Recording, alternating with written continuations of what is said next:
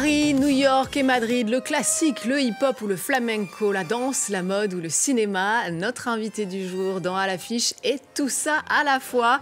Bienvenue à tous et bonjour Blancali. Bonjour. Merci beaucoup d'être avec nous pour évoquer vos derniers projets qui, comme souvent avec vous, sont nombreux et vraiment très divers. Peut-être d'ailleurs, j'ai envie de commencer par ça. Qu'est-ce que vous apporte cette diversité, ce côté touche à tout? Bon, c'est vrai que moi, j'ai un métier, je pense, que j'ai choisi depuis que j'étais toute petite. Et c'est un métier qui m'amuse beaucoup. Donc, j'aime profondément ce que je fais et je m'amuse beaucoup surtout à le faire.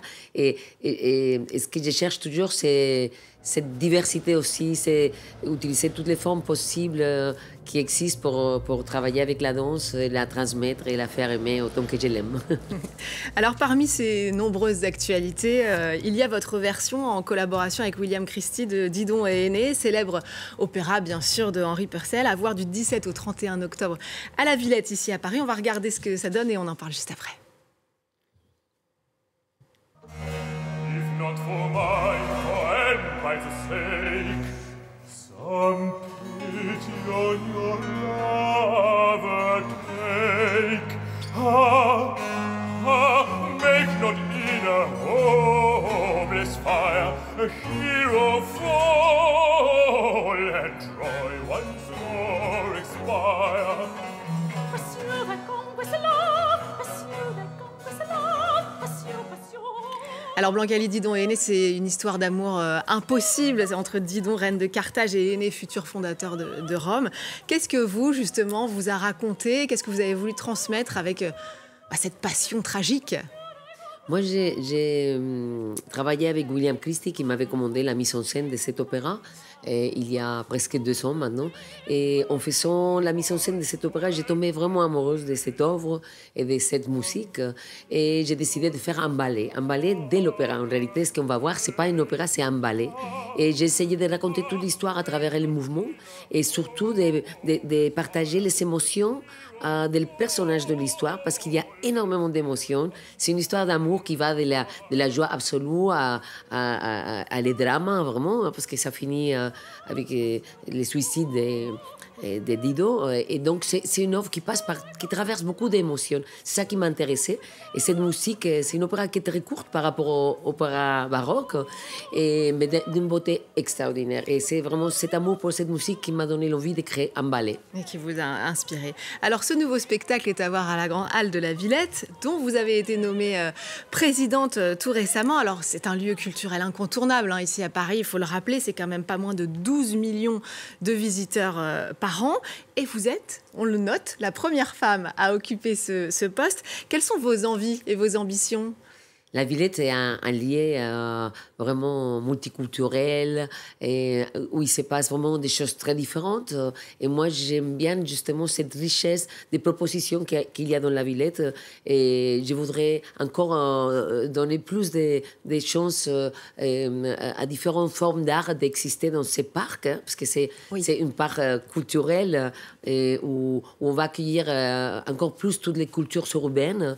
On a très envie que ça soit vraiment la maison de les cultures urbaines, mais il y a aussi les cirques, il y a la danse bien sûr, le théâtre, la musique, et aussi on va faire peut-être plus d'événements festifs et culturels dans ces grands espaces merveilleux qu'est le parc de la Villette. Vraiment un espace très, très joyeux à retrouver ici à Paris. Alors un des marqueurs, vous le dites très bien, on l'entend de votre parcours, c'est ce mélange des genres, et c'est à nouveau le cas dans une autre de vos créations que vous nous proposez, qui s'appelle donc Le Casse-Noisette, un des ballets les plus connus et classiques de Noël, mais vous en proposez une version hip-hop. On va tout de suite regarder ce que ça donne.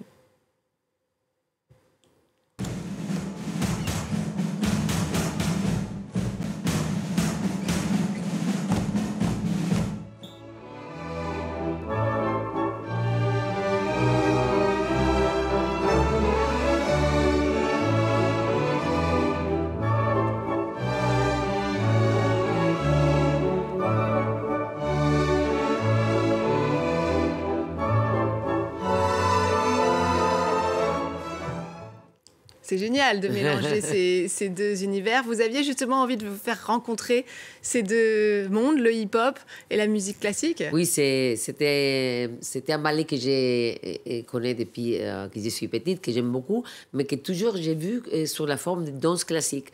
Et un jour, avec le directeur de Sur Incité Danse, Olivier Meyer, pour son festival, dans lequel j'avais déjà fait quelques créations, on a parlé de faire une nouvelle création. Et à ce moment-là, j'ai dit, j'ai un rêve, c'est de faire Casse-Noisette version hip-hop. Et donc, c'est un Casse-Noisette qui garde vraiment les rêves, les contes, tout l'esprit de Casse-Noisette. C'est juste que la manière comme on les raconte, au lieu que ça soit la danse classique, c'est le hip-hop. Et il lui apporte aussi de la modernité. Mais c'est vrai que ça, c'est là depuis vos débuts, hein, parce que, évidemment, on le sait, vous êtes né dans le sud de l'Espagne, vous avez fait vos premières années de formation à New York, on est dans les années 80-90, c'est en pleine explosion d'hip-hop, et d'ailleurs vous aviez à ce moment-là créé un groupe de flamenco rap. Vous saviez déjà, dès vos débuts, qu'il fallait aller vers cette ouverture entre les genres?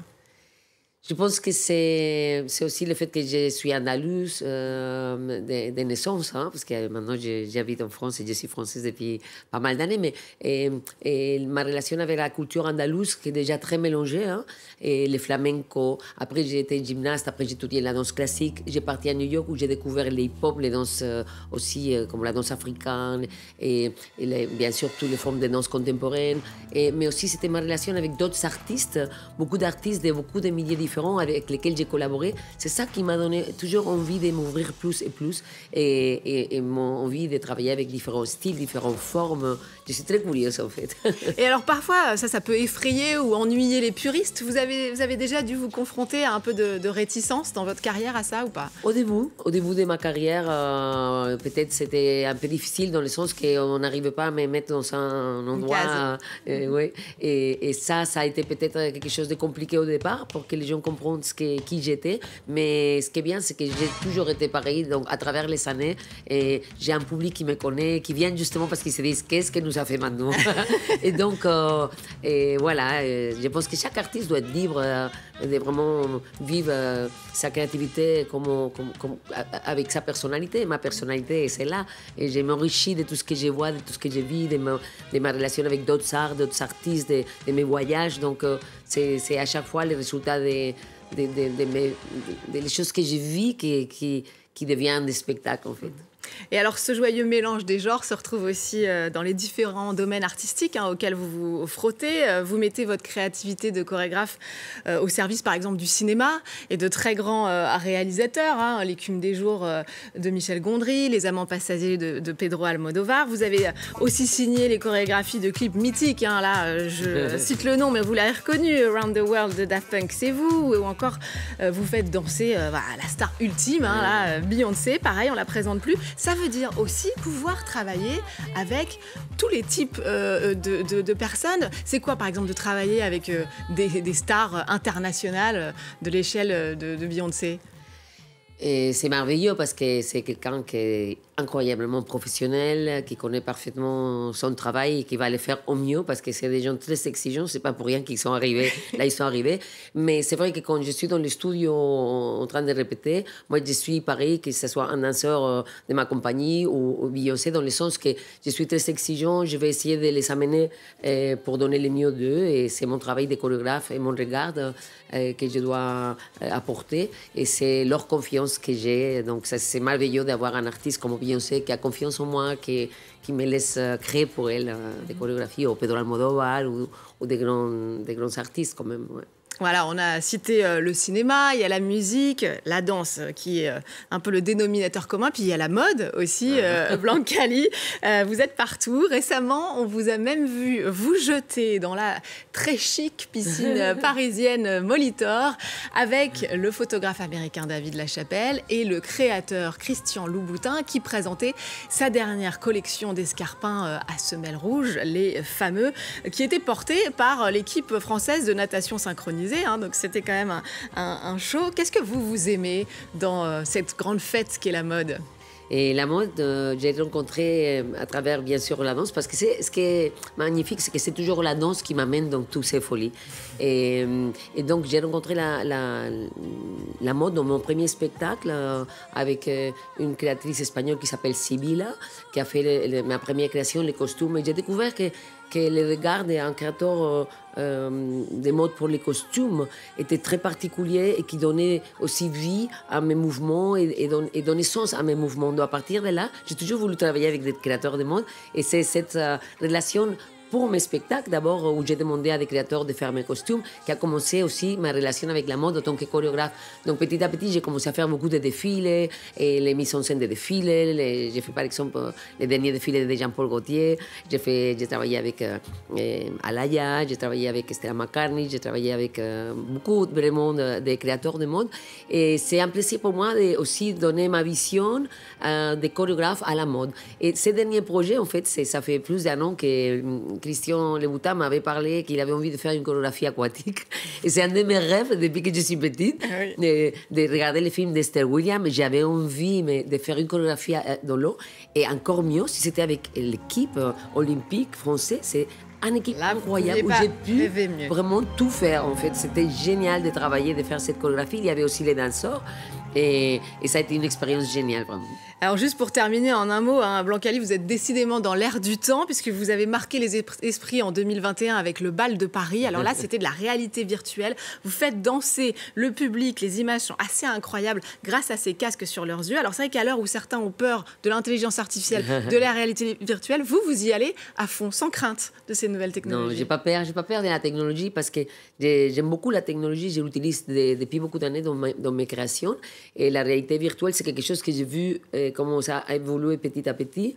Et j'avais très envie de créer un spectacle où le public et les danseurs se retrouvent dans un monde virtuel ensemble pour partager une expérience de spectacle vivant.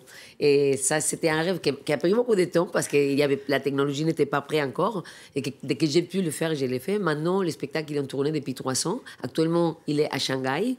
Et c'est un spectacle qui est assez incroyable parce qu'on vit une expérience dans un monde qui n'est pas un monde réel, mais nous, on est réellement dans ce monde.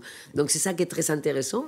Et je travaille sur un nouveau projet, en réalité mixte, qui mélange la réalité virtuelle, disons, et le monde réel. Et donc, c'est un spectacle augmenté par cette réalité augmentée. Et ben voilà, il y a encore une surprise concoctée par Blancali. Vous reviendrez nous en parler, évidemment. Bien sûr. Merci beaucoup d'être venu sur le plateau de À l'affiche. Le bal de Paris, vous l'avez dit, est en tournée. Didon et Aîné, c'est du 17 au 31 octobre à la Villette. Et Casse-Noisette, reprise au Théâtre Libre du 30 octobre au 4 janvier.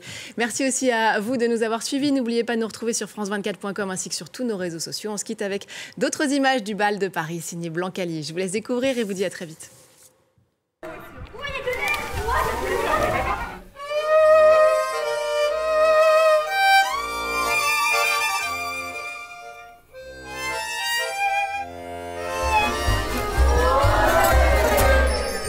Paris.